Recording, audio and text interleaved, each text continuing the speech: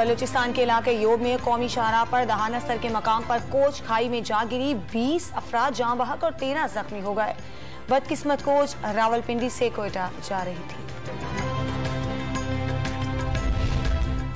कराची में corona virus की शरह फिर 21% से जायद हो गई। मुल्क भर में 3% से जायद रिकॉर्ड।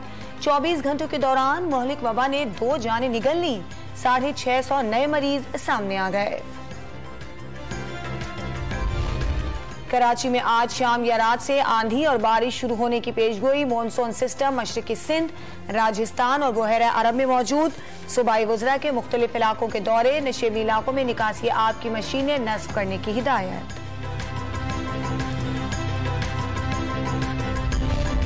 शशबर ग्लेशियर पिघलने से हुंजा के नाले में तोकियानी, हसनाबाद के नाले पर कायम स्टील पुल जेर आब आने से शारह कराकरम तीसरे रोज भी बंद। सैकड़ों सयाह मुश्किलात का शिकार। सैलाबी पानी से नशीबी इलाकों में अराजी का कटाव जारी।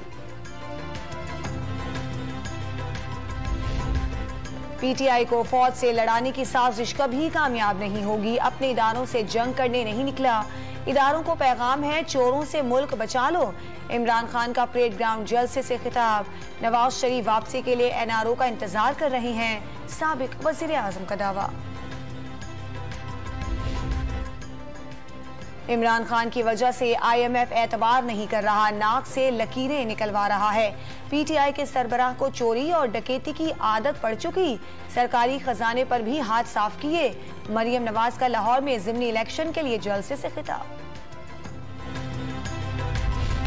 $1 अरब के लिए IMF ने तिगनी का नाच नचा दिया। वफाकी वजीर दाखिला राना सनाउल्लाह बरस पड़े।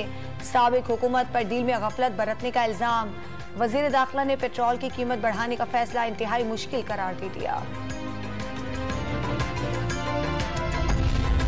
पेट्रोलियम डीलर्स ने हुकूमत को 18 जुलाई तक की डेडलाइन दे दी। मुनाफा 6% करने का मुतालबा।